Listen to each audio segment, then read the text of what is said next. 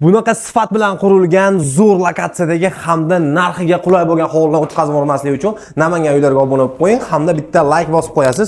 Bugungi obzorimizda eng ko'p so'raladigan lokatsiyalardan biri Lola Besmarket oldida shuni 200 metr kirganimizda, asfalt ko'cha bilan kelganimizda keng mahalladagi mana shu 5 sotliqli hovli. Hovlimizni tashqarisiga emas, ichkarisiga ahamiyat berasiz. Har bir xonasiga o'zgacha mehr bilan birga ta'mirlab qo'yishgan ekan. Oldida avtomashina qo'yish uchun joylari ham yetarli, foydalanadigan o'zini огородlariga ham ega. To'liqligicha pishiq g'ishtda qurilgan. Planirovka ham umuman boshqa uylarda uchratmaysiz. Kommentda o'z fikringizni yozib qoldirasiz. Hovli qay darajada sizga yoqqani haqida. Demak, birinchi, mana bu joyda hammom yo hojatxona bor bo'lsa kerak deb o'ylagan bo'lsangiz kerak. Yo'q, bu yerdan biz ikkinchi qavatga chiqishimiz mumkin. Ikkinchi qavatga chiqishimizda kiyim ilgisini hamda mehmonxonamizni ko'rsangiz bo'ladi. Uzoqdan keladigan mehmonlaringizni mana shu joyga joylashtirsangiz bo'laveradi. Uyimiz umumiy sanozuli bu yerga joylashtirib ketilgan. Uning yonida bitta oilaviy o'tiradigan alohida xonani ham planirovka qilib qo'yishgan ekan. Xonadonimizda jami bo'lib 10 ta xona mavjud va sanuzullari ham yetarli darajada.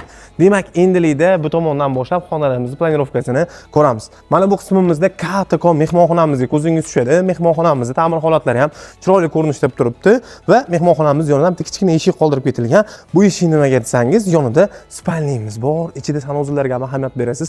Tayyor holatda va chiroyli ko'rinishdagi ta'mirlab qo'yilgan ushbu spalnimizni alohida bu tomonda eshigini ham joylashtirib ketilgan va chiroyli planirovka bitta xo'jalik uchun mo'ljallangan. Mana bu qismimizda esa uyimizni yana bitta umumiy mo'ljallangan bolalar uchun ham mo'ljallangan sanuzli ta'mirlab qo'yilgan holatda. Uning yonida kotelning xonasi hamda kattakon mana shunaqangi o'tiradigan mehmonxonasi bor.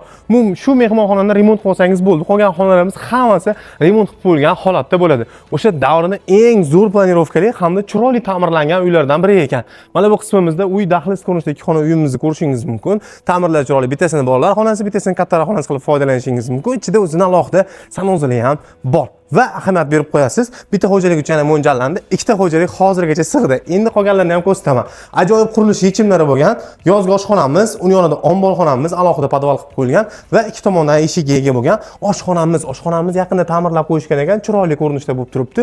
Uyimizda 3-4 ta konsiner bor, hammasi o'z o'rnida qoladi. Endi mana shu joydan ikkinchi etajga ko'tarilamiz. Ikkinchi etajda nima bor deb o'ylaysiz? Hozir sizga ko'rsataman. Ikkinchi qavatda alohida dimoxod sistemasi bilan birgalikda tandirxonani joylashtirishgan ekan. Bu joydan tepaga tom-tomonga cherdakka chiqishingiz mumkin. Qo'l yuvadigan alohida rakvinamiz va bolalar uchun mo'ljallangan mana shunaqangi yotoqxonamizni plan qilingan. Xonadonimizda kommunal tarmoqdan gaz, suv, svet, kanalizatsiya hammasi mavjud. Hujjatlari 100% joyida. O'rtadagi yashil zonasiga alohida e'tibor berib qo'yasiz. Oila o'tirish uchun o'zining alohida tapchalarga joylashtirilgan. Mana bu qismimizda esa navbatdagi xonamizni ko'rishingiz mumkin. Bu joyda alohida sanuzul bilan birga ota-onalar o'tiradigan xona, tepa tomonda esa spalnini joylashtirib ketishgan ekan. 3 xo'jalik uchun mo'ljallangan, orqa tomonda alohida eshiklari ham bor. Xonadonimiz juda ham sifatli va chiroyli ta'mirlab qo'yilgan.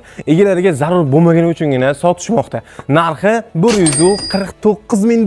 Barakasiga ovoz-moz o'tib berishadi. Bunaqa hovli, bunaqa lokatsiyadan doim ham chiqavermaydi. Pastdagi telefon nomerini qoldirganman. Aloqaga chiqib ushbu xonadonni sotib olsangiz bo'ladi.